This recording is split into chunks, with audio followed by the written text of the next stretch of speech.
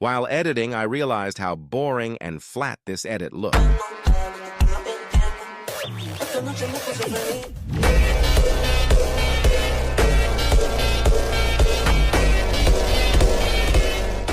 Good thing my grandma taught me these tricks.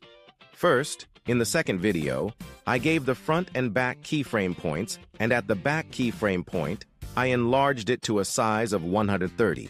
After that, in the next video, I gave the front and back keyframe points, and I also gave the back a size of 130. And this is finished. Then I move to the second video again, and to the one I gave the keyframe earlier, I give a flow chart too until the end of the video. Okay, next I go back to the second video, and here in the second video I freeze the video, then I move the frozen result to the overlay like this. After that, in the overlay, I deleted the background and I gave the front and back keyframe points. Then at the front keyframe point, I reduced it and I gave it a flow graph of 4.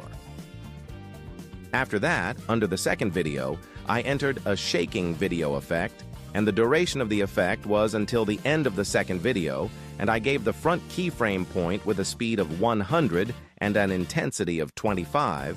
Then I gave the rear keyframe point with an intensity of 0 and I gave a cubic graph out. Then I copied the shaking effect and added it to the next video until the end of the video. Then in the first shake effect, I copied the effect and I changed the tilt blur effect and I gave the front keyframe point with a blur size of 50, rotate 50, and I gave the back keyframe point, I gave a blur size of 0, rotate 0, and I gave a cubic graph out.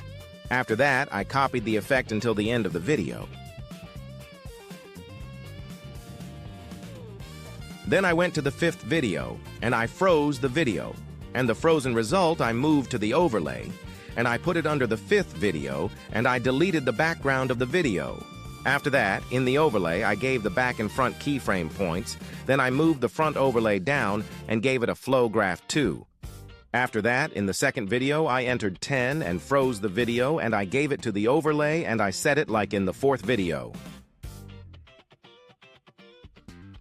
And in the last video, I gave an animation of the paddle coming out. Then I went to the second video, and I gave it a swoosh blur transition, and I applied it to all the videos. And this is the result. Thank you for watching.